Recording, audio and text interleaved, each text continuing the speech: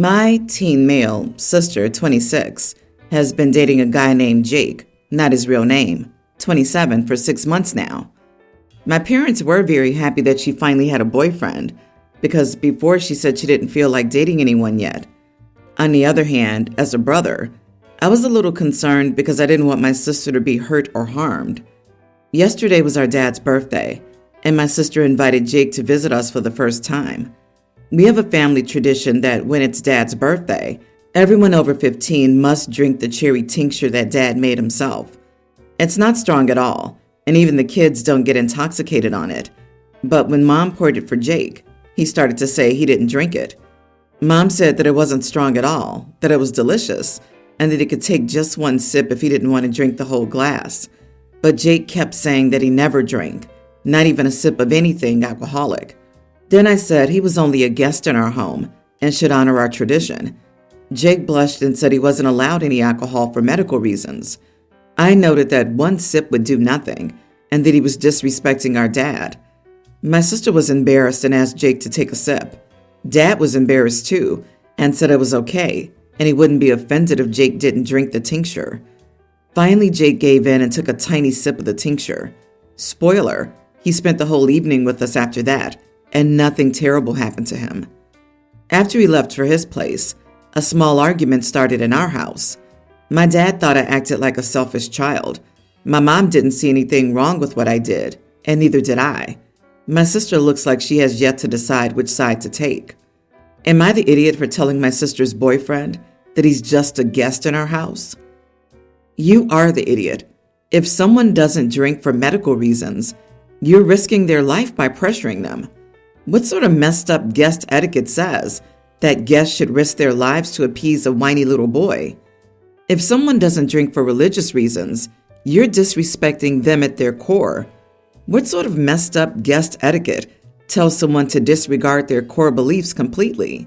But they were okay from the one little sip.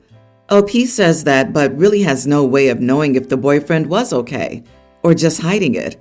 Who knows if the boyfriend was on the verge of puking, had intestinal distress, or any other side effects they suffered because they aren't supposed to have alcohol. Or maybe it's not even physical. Perhaps they've been 5 years sober and they're now battling strong urges to pick the bottle back up. Good job, OP. You are the idiot, for sure. Agree. You are acting like a selfish child. On a completely different note, forcing guests to partake in family traditions is weird. Sure, ask if they want to be included, but if they say no, it should end there. Learn to stay in your lane and leave people alone. You're young enough to learn this lesson, but old enough that it generally is ridiculous that you haven't already. I, male 38, have a very messy family life.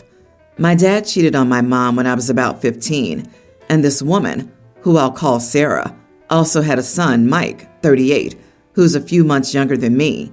She also cheated on her husband.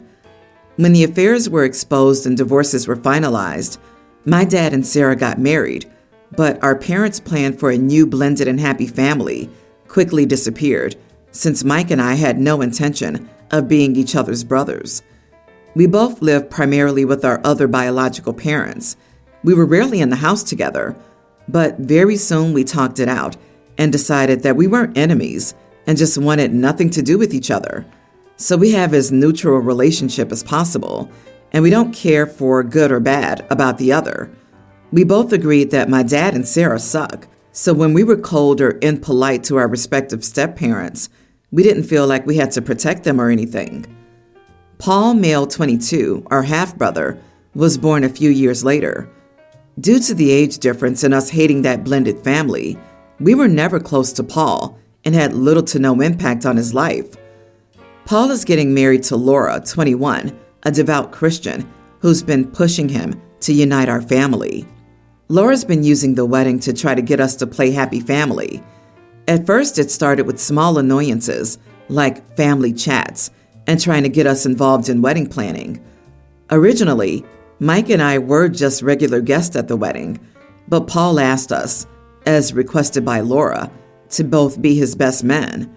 It felt awkward, but Paul never asked for anything, so we accepted. Last weekend, we were supposed to attend a seminar since Mike and I haven't been to church in years to receive training on what to do at the ceremony. However, Paul and Laura set it up. There was a pastor, Laura, Paul, Mike, and our parents when we arrived. We were supposed to spend the weekend healing our family. Sarah and Dad knew this beforehand and were on board. Mike and I, not so much. So we just left and opted to pull back from being a part of the wedding. This upset Paul, and he said that if we weren't going to be his best men, we wouldn't be invited at all. This was acceptable to Mike and me, since neither of us went to each other's wedding. But now the drama is everywhere. Extended family is contacting us to make us budge, and all the circus that comes with that type of situation. My wife said that I'm behaving like an idiot and should just suck it up. So I'm starting to doubt. Am I the idiot? Not the idiot. You are well into your middle age now, and I'm not mentioning this to offend you. I'm just stressing that you're certainly old enough to know your mind. You and Mike are not a couple of confused teenagers who can be forced to be with the rest of the family through some Christian intervention. I would avoid that wedding, as there's hardly any reason to be there. Apart from your father, who you probably had some relation to when you were little, there isn't going to be a single friendly or even familiar face there. By the way, congrats to you and Mike for having settled your relationship in a very adult and mature way a long time ago. Many people could learn from that. Live and let live. Jesus, we were supposed to spend the weekend healing our family? Tell them you were ambushed and lied to. Go no contact with all the idiots sticking their noses in. You and Mike are the most intelligent and mature people in this entire situation. You should not suck it up. Your wife needs to back you up, not throw you under the bus. I, 38 female, am married with 2 children, twin girls Amy and Nina, young grammar school age. We live in the same town as most of the family, in the house I inherited from my grandfather. It is the biggest house in the family, so we often host family gatherings. My husband's youngest sister, Jane, 31, has been traveling for work ever since her early 20s. In mid-2022, she moved in with her fiancé, about half an hour's drive from us. Since then, Jane has regularly attended family gatherings and rebuilt relationships with her family members. The only thing she never bothers to do is address my daughters by their names. Amy and Nina are identical twins. I understand when people refer to them as the twins, but I think it's important that their individuality is respected. I always tell family and friends that now, at their age, it is important for them to have their own identity, and if possible, please treat them as individuals rather than a pair or a unit. My girls have different interests in hair and dressing styles, so it's not hard to tell them apart. Jane always insists on calling the girls the twins and makes no effort to distinguish them. I asked her many times to treat them as individuals, like her other nieces and nephews, and Jane would say, okay, and then keep doing the same. Last Christmas, Amy made paper cranes, and Nina painted flower pictures as their Christmas gifts for everyone in the family. They signed their names and individually handed the gift to everyone. Jane's fiancé had to work this year and didn't join us. So after brunch, she video called him in the living room while the rest of us did our things nearby. Her fiancé saw the crane in her hand and asked where she got it, and Jane said, "Oh, one of the twins gave it to me for Christmas." The other twin drew some flowers. I felt this was disrespectful, as my girls put a lot of effort into the gifts and deserve recognition for their private dedication. When everyone left, I told Jane I expected her to call my girls Amy and Nina from now on and to treat them like individuals and know their differences. Jane said that she won't bother as my girls are too young. So I told her she was banned from my house until she learned how to address my girls by their names. Jane just stomped off. My husband agreed with me on this. A few days ago, my mother-in-law called to plan my husband's birthday. I told her we could have the party at my house like usual, but Jane would not be invited. My mother-in-law was alarmed and asked why, and when she learned of what happened, she was mad at Jane. Jane called me a few hours ago, calling me an idiot for making a big deal out of something insignificant. She said my girls would be known as twins whether I like it or not. And once they get older, people will recognize them as individuals, but not now when they're young and just another couple of girls. She said she deserved to be with her family for her brother's birthday, and I needed to let it go. Am I the idiot? Not the idiot. As the mother of identical twin girls, now adults, I was very intentional about clearly treating them as individuals while still enjoying the uniqueness of being twins. It is incredibly important to create an environment where they're treated as two separate humans, not a unit. They have commented more than once how much they appreciated this growing up. Stick to your guns on this. It's one thing for strangers to address them as the twins, and a very different one for someone so closely related to do so. I grew up with two identical twins as very close friends, and the competitiveness and the lack of individuality encouraged by their parents and their family scarred them for life. Seeing them grow apart and become vindictive as we've grown older has been so sad. Instead of having a built-in friend for life, they keep arguing as 10-year-olds about the pettiest things. It's only gotten worse now that they're in the marriage and kid stage. At their age, that's insane. I could see it while they're babies, but she's taken it way too far. Your girls deserve to be individuals and not have their identities smushed into a collective single. She's dehumanizing your babies by doing this. Maybe address Jane as Bubby's sister instead of using her name. Protect your babies. There's absolutely nothing wrong with forcing someone to undergo the consequences of their actions. Hugs to you and your family. Give Nina and Amy forehead kisses. My teen male. Parents gave my sister, teen, brother, young teen, and me nature names. More specifically, water nature names. My sister's Ocean, I'm Cove, and my brother is River. They wanted our names to have a theme without being matchy with the same initial, so we got our names. The story was told to us when we were little, and my parents were proud of the names they gave us. Back when we were all stuck at home, my parents started to express regret about their choices for us. They told us over dinner one night that they wished they had given us better names and apologized for making us live with the names we were given. A few months after that apology, my mom and dad told us that they wanted us to be Elizabeth, sister, James, me, and Michael, brother. They said since we were kids and weren't in college yet, and nobody had their license at that point, it would be the best time to do it. We all said we didn't want to change our first names. My dad looked into whether they could do it when we said no, and all answers he got pointed to a firm no.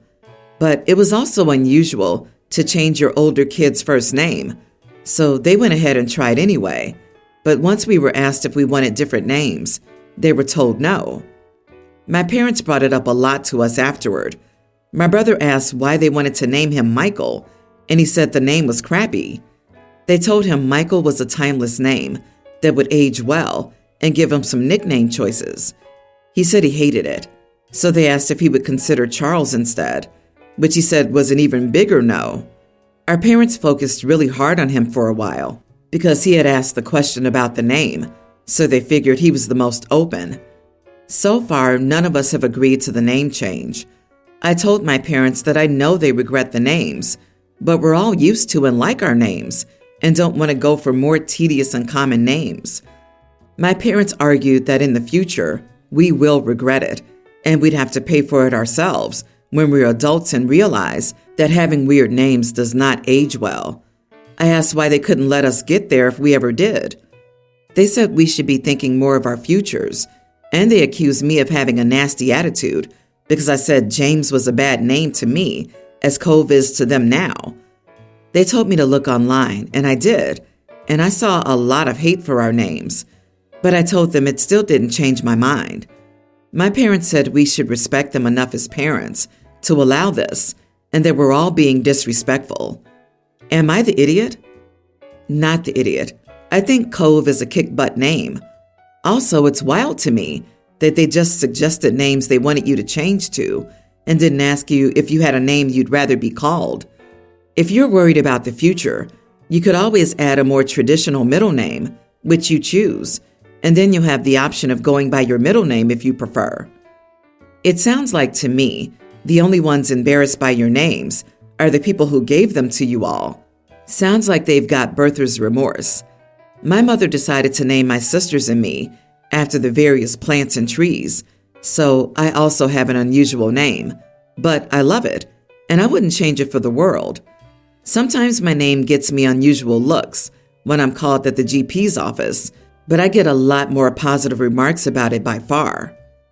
What would their response be if you said you would agree to a name change on condition that they change their names too, because you and your siblings had collectively decided that you didn't like them? What the heck were they thinking? Not the idiot, and I'd be sure to take possession of things like birth certificates ASAP. My sister-in-law, Beth, is plus-sized. That's her term.